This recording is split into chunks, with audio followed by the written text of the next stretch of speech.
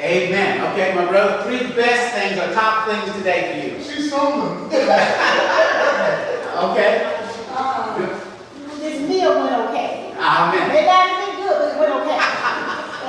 Okay, Second thing, yes. I was able to drive safely here with my granddaughter not driving me crazy. Amen. And the third thing, I woke up with my grandma. Amen. Lord be praised. Now, that's the kind of thing you want to do each day. Now, as you go through the rest of the day, you got that question, what has happened, the top best things so far? And then keep thinking and noting that during the day and drop off the bottom one and put the next thing in there that's been so good. And you'll realize that by and by, as you begin to have such an attitude of gratitude and faithfulness. By the way, there's a wonderful book called 1,000 Gifts. Have any of you ever read it? A lady out of Canada. It's called 1,000 Gifts. I recommend that you read. It's a great read. It's kind of a good devotional book. But how gratitude will change your perspective on life and make your life so much richer just by expressing gratitude and thankfulness. So that's why I share that with you. Now, let's run on, because there's several things I want to jump and cover. I was going to do a wheel of life. Anybody have a pencil or pen? Everybody have a pencil, pen, paper, anything like that? No? Nobody has pen. I'll tell you what I'm going to do. Let me give you, while he's doing that, take one and pass it around. I'm going to do this really quickly with you. Let's see, just coming there. Let's give you 2 here. And whether you actually do it or not, just take a look at it for now. It's actually, it's 2 on here, front and back. And to expedite time, I'm just going to do the back, which is going to be relationships as opposed to, the relationship wheel as opposed to the wheel of life. Yes, ma'am. There were several there. It's coming there. Oh, it's coming there. It's coming there. Okay? Young man in the back, you want one as well? If so, you can get the one there. Does everybody have one? Okay? This is, and just so that you know, a couple of years ago now, I took a year course, I guess it was, on coaching. And I've been certified as a certified professional coach in leadership as well as leadership transition. And what we do is called core dynamics, which means heart, coaching from the heart. So it's more about introspection. And that's what we're going to be doing today in processing. And as I ask a couple questions along the way, if you look at your paper, let's do the wheel of life. Let's do the wheel of life. You have the side that says wheel of life? Okay, you take that, and then as you look at it, I want you to think about, see down below it says, for each section of the wheel, circle the number that represents the current level of your satisfaction. The current level of your satisfaction. Not what you hope it will be. 10 being the highest, 1 being the least. The area in which you are, for instance, if let's look at full of life. Let's look at family and parenting. If I feel that my children are very obedient, I've been an excellent parent, I'm satisfied with what I've done and trained them and how I work with my grandchildren, I put that's a 10. But if they are wayward, disobedient, all kinds of problems, and I don't get along with them, I'd rather be by myself, then I put a 2 down there, maybe a 1. So if you go around that circle, while you're doing that, let me just share with you, you will notice that on the left side, those are kind of left brain things right down the middle. And on the right side are more right brain things. You'll notice that. You will also notice that what is opposite of one another. For instance, if you have your personal finance on one side, the very opposite of that is going to be spiritual awareness on the other side. One side you have joy and enjoyment and fun. The opposite of that on the other side is career and professionalism. So you see how they will oppose one another. So you do that, just each one of those. Choose one. So let's start with relationships. Let's start with that one. Everybody see relationship on your life wheel? Yeah. So let me ask a question now. You have 2 sides. You have intimate as well as social. Intimate means your loved one. your lover, loved one, wife, spouse, etc. Or you can have social, which means church gatherings with anybody that you're working with socially. So let's say most of us in a relationship, let's say intimate really quickly.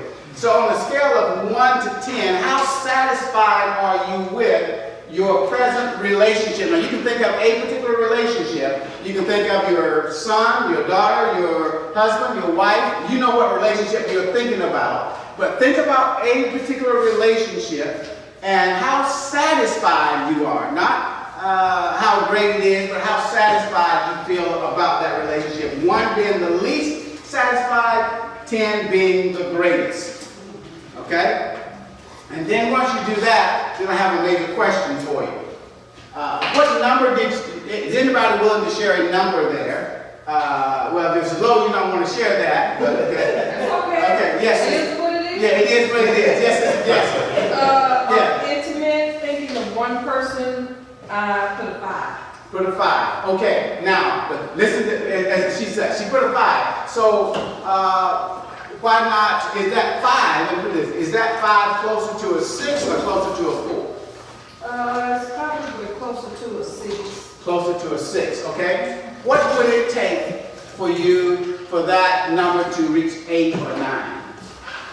Communication.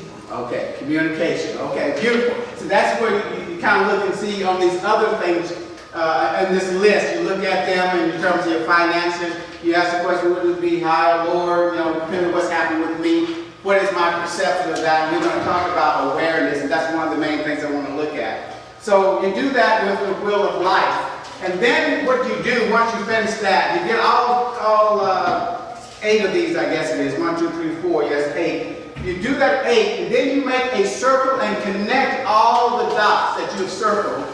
You make a ring around it. In other words, if you have an 8, 7, a 7, a 7, a 6, a 5, and a 2, then you make a circle connecting all of those. And then when you've done that, then you look at it and you say, I ask you this question, how would you like to drive on a wheel like that? Okay? So basically what you're doing is you see how your life may be disjointed, some of the areas are not strong or healthy because you're riding on a wheel that's shaped that way, and you're going to have some issues in your life. So here's what we do. We start with the wheel, then we kind of identify some of the areas that we want to work on that maybe you need some work on. So then we begin to work in that area, and what can we do to bring this up to a much higher level so that you're riding more on a balanced wheel. I mean, a wheel that's round and give you good balance as you travel through life. So that's what you can do. And then you can do the very same thing on the back of that. It breaks down in every one of these areas. You can do an individual wheel. So we look at relationships. So if it's a husband and wife, you look at the trust factor in your relationship. Is the trust factor at a level of 10 or a level of 1? And then the same thing with boundaries. How satisfied are you with the boundaries in your relationship? How is it, you talked to Sister Jessie about communication. Our communication is not good, it's a level 5. So then what can I do to improve our communication? What is there about me that we can work on to get it up to level 6, 7, or 8, even a 10 if possible? So this kind of gives you a perspective to evaluate, to see where you are in the relationship as it relates to all of these factors. And so these are some of the things you really want to look at. Friendship, and then you might notice also that there's a difference between sexuality and intimacy. Okay? There's a difference between the two. Sometimes we tend to confuse the two, but there is a difference. So if you're looking at the intimacy, the honesty that you can share, the things that you can really empty your heart, the listening, doing the acknowledging, validating in terms of communication, and things that you can share, depend on, that would be the kind of intimacy that's referring to. That may be different than just your sexuality, my sex life, how is that? Well, that's in the dump, or whatever, that type of thing. So know that is different, although both of those are on the left side in terms of the left brain. And then the honesty level, which will fall in the same kind of area, the intimacy and so forth. So that gives you an idea really quickly of how you can just do a quick overview of your relationships and see where you are in those relationships. Now that we've done that, I want to move hastily then. I also do, I share 10 core disciplines. Now moving quickly now, it's just kind of moving really quickly. 10 core disciplines as we consider them as the foundation of our lives and as we coach. And those are, the first one is awareness. You must have awareness. Being aware of what's happening to you, with you, around you, and for you.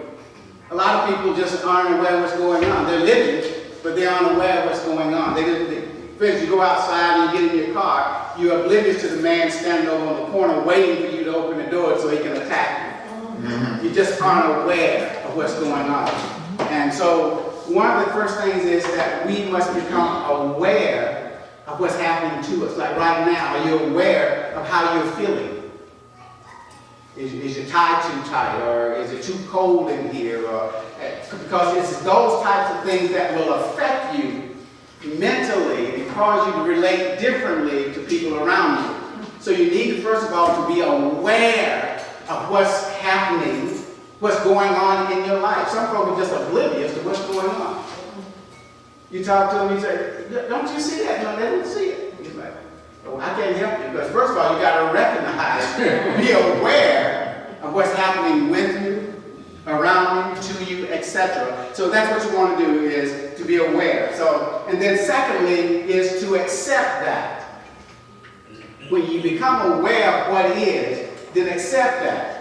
You recognize that there are no, I'll put it this way, there are no fruit stands in the community here. So you have to accept that if you're ever going to get any in here, begin to do something about it. So you got to be aware that it's not here. I got to go out of this neighborhood to get that. So you are aware of that, then you accept that as a fact. That's the way it is. If I'm going to live here, there's no need to complain. I accept that, and then as a part of accepting that, I go out of this neighborhood to get what I need. So it's acceptance of what is once you begin to recognize what the situation is. This is everything as it pertains to your life. So first, you're aware of it. Two, then you accept it. That it is. It is what it is. Everybody's familiar with that phrase, I think. Mm-hmm. It is what it is. Now, I need to make an adjustment. How do I make that adjustment? That is the third thing, which is a conscious choice. A lot of times we're aware of what's going on, we accept it, but we don't do anything about it. We let it devolve to whatever it ends up being. It's like a leaf on the water, it just floats, just drifts. And many of us in our lives are just drifting. We haven't made any choice about the situation or the thing that we're dealing with that we are aware of. We haven't really accepted and acknowledged that that's the way it is. And then we need to make a choice. What am I going to do about that? So those are the first three foundations, and these are sequential. It builds on all 10. But I'll share with you 3 for now. Let's pause and hold those 3, because in that third one with choice, let's talk about dealing with catabolic relationships. Relationships that are catabolic, that don't do you a good service. They help you to be depressed, angry, mad, frustrated. Sometimes you feel guilt. Those kinds of situations. Those would be, they cause more stress than anything else. They produce what we call negative energy. And in coaching we deal with 7 levels of energy, and that's a deep subject, so I won't even get to there. But it gives you negative energy, which drains your energy. And we were talking earlier about extroverts and introverts. We introverts get drained by being around people. And sometimes you can have people in your life that drain you. They come over there just negative. Everything they say is negative. Would another word for that be toxic? Yes. It's toxic. It doesn't do you good. It builds your stress level. You say, child, you coming over with that, you might as well stay home. Don't come and see me. Not today. I'm not in the mood for it. But you are aware of that. But again, this is what can happen in any of our relationships. So these relationships build stress. It shortens your life. Catabolic relationships, we have them at work. We have them where we live. And we can also have them with friends. Each relationship affects how we show up in life and it affects the energy that we bring to a given task. Now, if you wake up every morning, you got to argue with your spouse and things are not going well, the toast is burnt. By the time you get to the office, it's not going to be a good day for the folks you're dealing with. So they become toxic. It makes you toxic, you see, because things are just not the way you anticipate. So it affects you overall. So that's the kind of relationship it is. If you find that you are not around people who help you to grow, either you or your relationship needs to change. Got that right. If you're around people that are not helping you to grow in grace and be what God desires you to be, either you or your relationship needs to change. Toxic relationships or catabolic relationships can exist even when someone is no longer in contact with you. They can be distant, they can be a divorce, or they can be deceased. Because sometimes you have those things in your head and your heart, and you just don't let them go, and they still affect you. Mm-hmm. So you have to make a choice and deal with that relationship in a way that you can move on to the next level. Mm-hmm. Okay? So they don't necessarily have to be present. So now, having said that, talking about changing the relationship on a scale of 1 to 10. 1 to 10. If you think about any toxic or a catabolic relationship, the opposite of catabolic would be anabolic, which is joy, good, positive, etc. It's good to have those kind of people that just give you energy, help you want to change. That's the kind of people you want to be around, as opposed to the catabolic ones. Now, having said that, on a scale of 1 to 10, how willing are you to change that toxic relationship that's in your life? 1 being you're not willing to change it right now, might create problems. 10, you are excited, you plan to do it right now. Okay? So, how willing are you to change that toxic relationship? Willingness is important. So, okay? So, What if you're willing to change it, but the Okay. person that you're in the relationship is not willing to? okay, good question. That's why I want to go to the next 5 things you want to do. Okay? There's 5 things that you want to do. There's 5 things you can do with that relationship. These are they. Number 1 is you can remain in that relationship and be a victim. Oh, poor me. I'm helpless. I can't do a thing about it. You know, it is what it is, and you just continue to be the victim. That's level 1 energy, by the way, the victim. Oh, woe is me. I have no control. Somebody else's fault. Always, you know, and you're just down the mouth. So you can be the victim and accept the feelings of loss of control, powerlessness, be depressed, be grieved, have this uncontrollable anger. That's number 1. That's the first thing you do, be the victim. Continue to be the victim. Or 2, you can change the situation by leaving. 1 is be the victim, 2 is leave. There are some relationships that the chemistry just does not allow 2 individuals to coexist. Mm-hmm. Now, I'm not advocating that you just get a divorce today, but I'm just saying. But there are some relationships, there's 3 others ahead of us as well. But when the relationship is toxic, whether it's at work or wherever it is, the environment that you're dealing with, then the next thing is somewhere along the way, depending upon your willingness to change, you have to leave the relationship. Number 3 is to be at peace with the relationship. In other words, to accept it. And by that it means accepting the person as he or she is. I realize that I have married a lazy, shiftless person. You are aware of that. Then you accept that. That's who you have. No, I accept that. If you have it, you can accept that. That's what you do. You say, okay, that's who I have, that's what I have, that's the cards been dealt with me, now I have to deal with, play the game with that. Okay, the 4th thing is, then you can change it, the relationship. How do you change it? 1, you will never change the other person. That's true. All you can work on is, how can I change? Okay? How can I change? Because you can't change the other person. So then you began to change who you are in order to fit in that relationship. Then lastly, number 5, you can change your perspective. Now, wife, sometimes when she complains to me, I said, well, if so-and-so had me, they might have more appreciation.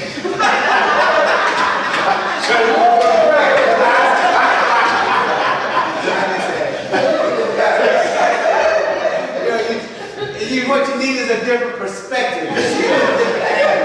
Then you might learn to appreciate that guy who he is. He's earning, $100,000 a year, so he's not getting $200,000. Well, you could be with somebody that's getting 50. So you would change your perspective. So it's 5 things you have to do in that. 1, again, really quickly, you can just lie there and continue to be the victim, the level 1 energy, which doesn't do a whole lot of good to anybody. Number 2, you can leave it. Number 3, you can accept it. 4, change it by looking at and changing yourself. 3, change your perspective of how you're perceiving that. Running really quickly. So definitely being aware, the awareness allows you to figure out where you need to be in this 5 points. Yes. Because if you have an abusive husband, Yes. yeah,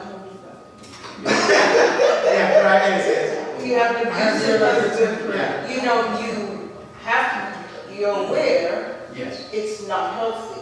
Right. Now, what do I do out of these 5? Do I be compliant and just stay in it? Yeah, that's being the victim. Being the victim, or do I Have your rights and go. leave it right and say like, I'm done, I'm Yeah. not going to tolerate this. Right. And I say a little bit of that to say sometimes it's challenging in the church because for so long we've advocated, Peace, love, and Right. You're not getting divorced and all that kind of thing. Right. That's when we do more coaching. We go deeper with how you have values. Right. What are your values? Yeah. And are they fear-based values? Right. And fear-based values are not good. Am I doing it because I'm afraid of how I'll look to others? Right. This is when we get to the core of the heart of just what is it that motivates me, that directs me? Why am I behaving this way? What, did somebody tell me when I said no, did not accept my no, and I got, and it twisted my mind a little bit. So do I have some gremlins in my life? And you've probably seen the movie Gremlins. They're all pretty, but they come out. We have these gremlins, and this is the root of why we do what we do the way we do it. And so we have to begin to face those gremlins and see what we can do with them. Yes, sir. Could we, like this Lawson said, could we add the scripture where it says that, a believing wife or husband to stay with him? Yes. I mean, this is sitting right on that. I mean, Right. because that it tells you to stay there. Yes. Because you might change it, but we're saying here that you can't change everybody. You have to change yourself. So how do we work with that inside these parameters? Well, again, it depends on your relationship and your values. What is the foundation of your values? If God is your value set and you're looking at the Bible as your guide, this is where you're going to be in harmony and what God is leading. So you have to spend more time in reflecting and looking, seeing how God is leading me in my life. And it doesn't mean that I'm just going to up and lead. I'm not advocating to just lead.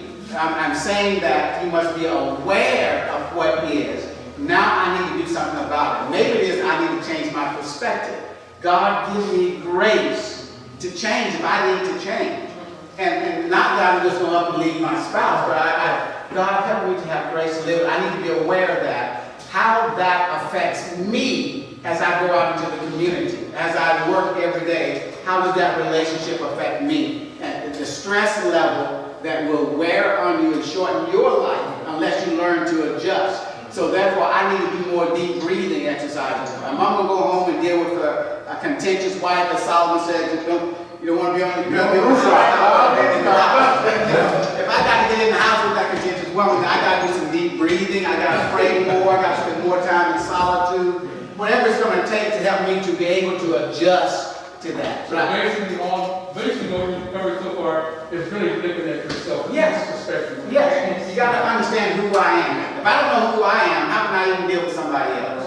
And then understanding that, and then me being the good steward of it. Being who it is that God wants me to be. And then what I'm looking for is, Peter says in the last chapter of this last book, growing in grace. That's where I not realize I haven't achieved any kind of perfection. I'm growing in grace. Yes. Okay, are those 5 suggestions applicable only to couples?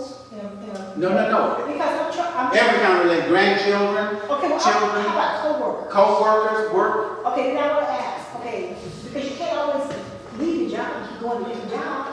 Okay, so how would, and you're saying kind of like be aware, okay, you're aware of the situation, what's transpired, but how do you deal with contentious people that you come into play with on your job? How would those 5 kind of applicable, if you can do it really quickly? Well, I don't embrace the word can't, number one. Okay. I worked in the police department and I didn't like my situation, so I left, period.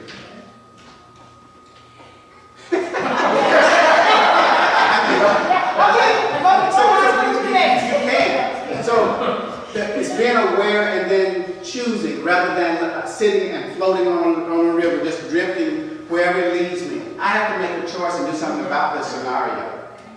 I'm in charge of my life, and I need to do that rather than just letting it just devolve and become whatever it is. So I need to take on responsibility of that. I have these choices, and when we deal with, say, the levels of energy, I can deal with, do I want to deal with this on a level 6 energy or a level 5 energy? Every situation you can determine what level do I want to deal with, and the higher you are in that scale in terms of your level of energy, the more you're able to reflect on these other levels and do those things, But if you're down at level 1, all you say at level 1 is, they did it, you're blaming everybody else, you're the victim, I can't, Then level 2 is to say, hey, I got to get up and fight. I'm going to get this back. I'm going to do what I need to do. Now I'm ready to begin the work that is necessary. Then that leads me up a level. As I do those positive things, my energy level begins to change. There's less stress in my life, and I'm able to have more success and to perform my job better because I've gotten beyond this level 1 of victim and blaming everybody else. Okay? So now, once we've gotten to the point of making that choice, number 4, we go back to our fast disciplines really quickly. Number 4 is we have to trust the process. You make the decision, and then you trust the process. Hey, that God is in. As Christians, we look at it and say, God is in this. God has got this. It's not going to change overnight, but it's a process that has already begun. And I trust that God is really in charge of my life, and I don't have to try to control it. Right. Just let God lead and see what He's doing. You trust. I've made the right decision. I decided to leave this job. Now, what happened with the next job, I don't know. But I trust that God is leading me to the right place. But I know I need to get out of this job. Because this job is killing me. It's ruining my Christianity. And if I stay here, I'm going to lose not only my life, I'm going to lose my marriage, whatever. It's best I leave this job. I come to that awareness. I make that decision. And then I don't have a job. I have to trust the process that I've made the right decision and that God is going to lead me as I go through. And so as we continue on that process, it says, your present circumstances don't determine where you can go. It only determines where you start. Start right there. Your present circumstance. Now, it doesn't determine where you go, but it simply says where you start, and you go from there. So we have several others. The next level will be authenticity. As you do these things, then you can live authentically you. There's nothing worse than trying to be somebody else.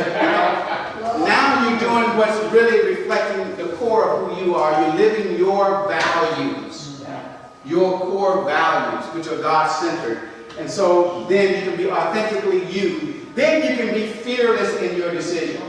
I'll go to my boss and tell him I'm not working on Sabbath. Fearlessly, because whatever happens is going to be all right. God's got this. He's in charge. You see, because I'm living my values. I was just reading this morning, I was watching PMC worship, and Dwight Nelson was talking about a Sabbatarian, a Jewish guy, and he was about keeping the Sabbath. The man had said to him, well, he was a lawyer, and his company and folks said to him, well, you need to not keep the Sabbath, because when I send to you a client on Friday evening, They have a document, I want to get back to them by Saturday evening. And this guy was saying that as a secretarian, he was not compromising in any way because he didn't allow that to reflect on the real value of who he was and what he valued most, and his peace and his God. And that's just what he was saying. So he was making it, he put that out on Instagram, I think, so I was reading from Instagram. So it's that type of thing that I become fearless because I know they fired me from the police department the first time when I was in Carolina because I refused to do what they wanted me to do at work. They said, hey, there's a Sabbath every week, or Saturday, so we need you to work. But I said, you do what you need to do, and I'll do what I need to do. And they said, well, you need to leave. That's no problem. Put it on the table and walked out. But later I got a call, the job was reinstated, and it's all history from that. But you become fearless as you do those types of things because you feel confident, you made the right decision, you have the right connection, always connecting with God. And then we come to the one I want to spend most time with is living in the present moment. Living in the present moment is number 9. Number 10 is 100% engaged in whatever you're doing. Well, let's back up to, you got authentically, you, fearlessness, confident, and connection. And then we move to present in the moment.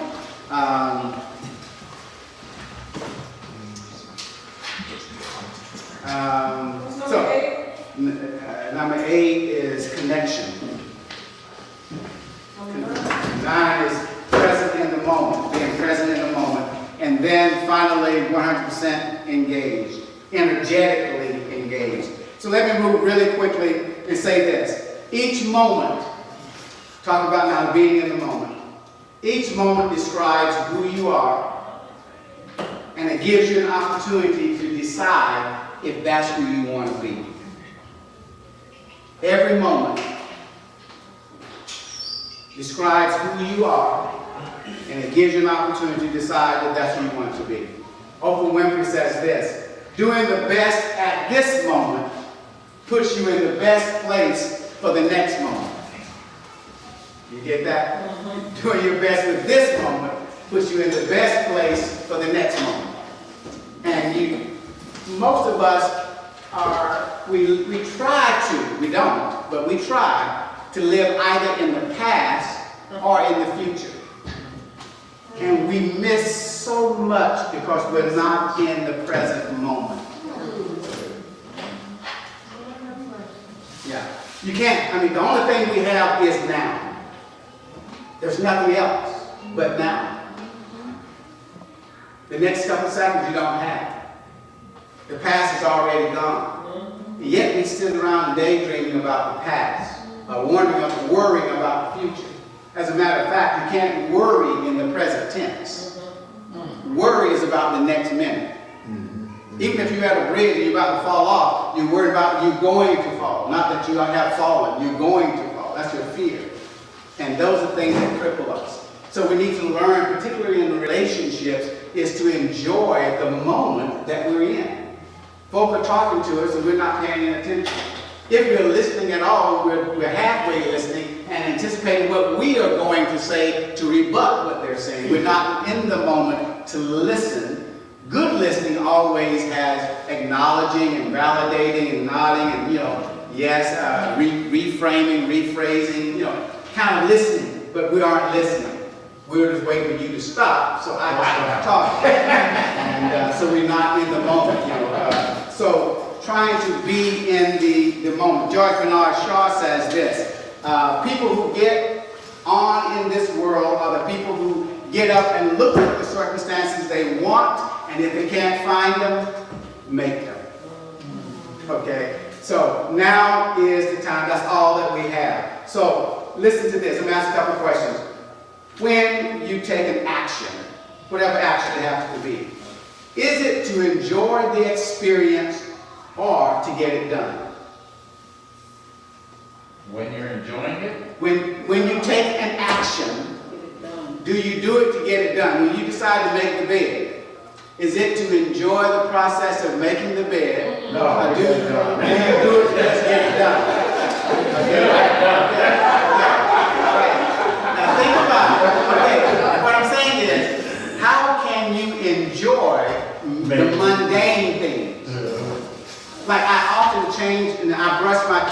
my left hand instead of my right. I'm right-handed, but I brush my teeth with my left hand. It quickens my brain patterns.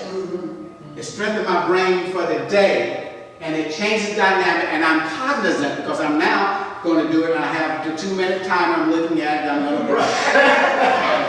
Okay? And I'm cognizant of what I'm doing. You know, sometimes if I get in the shower and I'm listless, I can't remember, did I watch that part of my body? I got to think about it. Did I do that? You know, you leave home, you decompose. Did I lock that door? Yeah. So, but if you are in the moment, you don't have those things happen to you because you are cognizant, I'm doing this and I'm doing that, and you're enjoying the moment.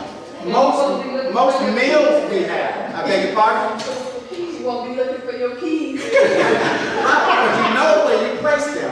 I put them right here. They're there. You know, and you're aware that you're doing that when you come in.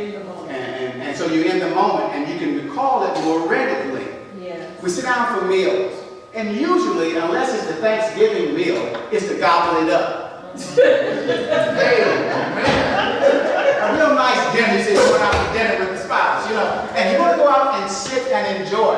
I was thinking when I was in, we went on this trip to Europe, and in Europe, you know, they have all these courses they like to serve the meal. And we all would go bust load. There was about 40, 45 of us or so, and they would bring out the bread and put it on the table, and those pastors just ate all the bread up, you know. It's like, where's the rest of the food? 10 minutes. They bring out the potatoes and put them on the table, you know. Oh, look at the They sit there for 2 minutes, everybody eat all the potatoes, and they wait. So we were just constantly complaining, where's the food? You know, put everything on the table, let me eat it. That's not the way they do it. They enjoy the company. You sit and you eat and you enjoy. Unless it's the Thanksgiving meal, we just gobble it up, get up, lick the plate, don't even say thank you. Just leave it. But when we're cognizant, then we sit down to enjoy the meal. And it really tastes good, it's pleasant, it's the company that we're in. But we often don't have time to do that. We're in such a hurry. Our grandkids come, they visit, they talk with us. We speed them on the way. We don't really enjoy the moment of watching them grow. Because they are growing. But we're not enjoying that moment. That's what life is about, to sit there and watch them, deal with them where they are, and to see their maturing process. So, again, getting back to that moment of being in the now. And we miss that with spouses and significant others. We're with them, but we aren't with them. And listen to this. When he or she is gone, if you spent more time gazing into their eyes, you will remember deeply their eye color when they're gone. Their sound, the sound of their voice, the things that please them. You will have these things that you can readily recall and just see them clearly. But what will happen when you don't have their name or their voice on the voicemail into it? You know, you're like, what do they sound like? You know, you kind of begin to miss that more when if we are in the moment with them, listening, understanding what they're really saying, and really deeply asking questions to understand, acknowledging what they're saying, and validating them, who they are, and their values. That changes the dynamics of the relationship, being in the moment with the one you love. And the things that influence that, I'm going to quit with this. There are at least 6 things that influences your time in the moment and our stress factors, period. They are, really quickly, and they are our mental faculties, our social, spiritual, physical, mental, and environmental. In other words, if the temperature is not right in this room, if it's cold in here, the dynamic is not going to be good. You're going to be stressed out about that. If you got to go to the bathroom physically, you're not going to be listening too well. You're not going to be enjoying this. The stress is too much, you see. One of my things, comfort, is anytime I'm going to preach or speak, I don't have a lack of information. I always have more information than I need. That's a factor for me to help me to be successful, is that if I'm going to get up and speak, one, I got to make sure I've gone to the bathroom, I've checked out the lectern beforehand, what I'm going to use, what I'm going to do. Otherwise, I'm going to be stressful about these things, you see.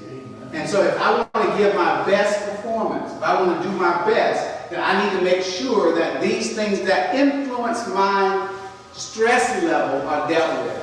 The environment, my mental condition, the social district, all of those 6 that I named there, understanding how they affect you. Again, that becomes part of the awareness that we started out talking about. Being aware of how these things affect you if you want to perform at your absolute best, at your highest level, and being in group with others. So having said that, let me close with these rhetorical questions.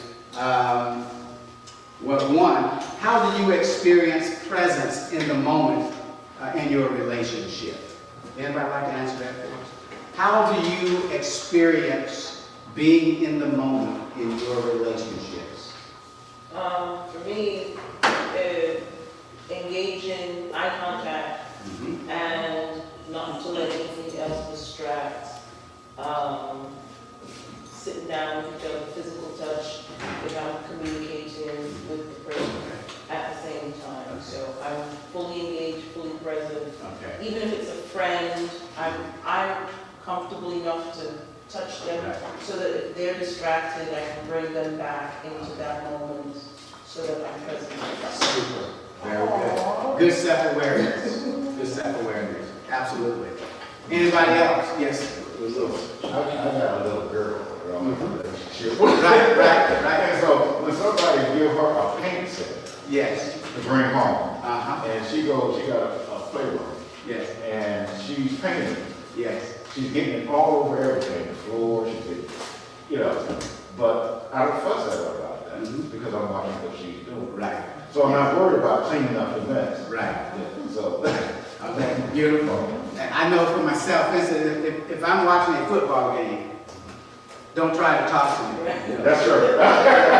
When the wife comes in, I watch the game, I have to literally turn it off and give my full attention, because if something changes, I'm going to be looking at it and I'm going to miss something in the conversation. So I know that about me. If I'm going to watch the game, you're going to try to talk to me.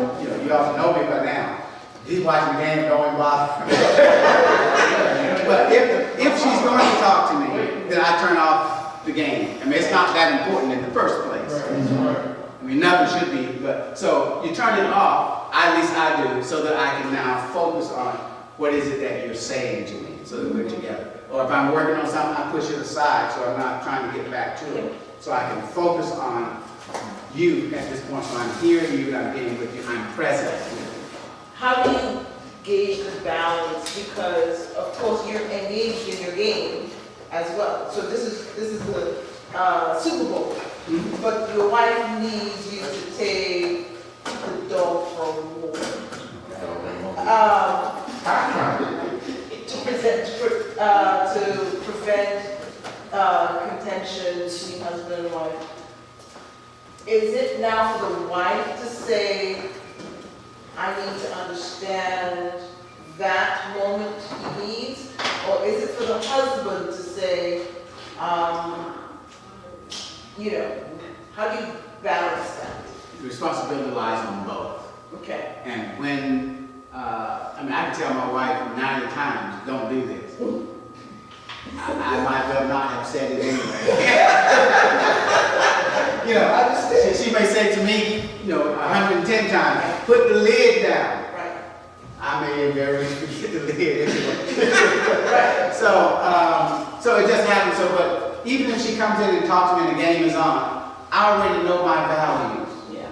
The game is just that I don't really care about it in the first place. Even the Super Bowl, I didn't do my taxes on Super Bowl Sunday. So that's what I'll be doing tomorrow. So, I'm really not that into it, it's just on. So I have to know where my values lie. And if she's important to me, she comes in, I put that aside. And she recognizes that I have more value for her than I do a TV program or a game or something like that. And it builds the relationship. So I'm not putting the onus on her. I've told you 18 times, don't bother me when I'm doing this. I mean, you guys know your spouse. They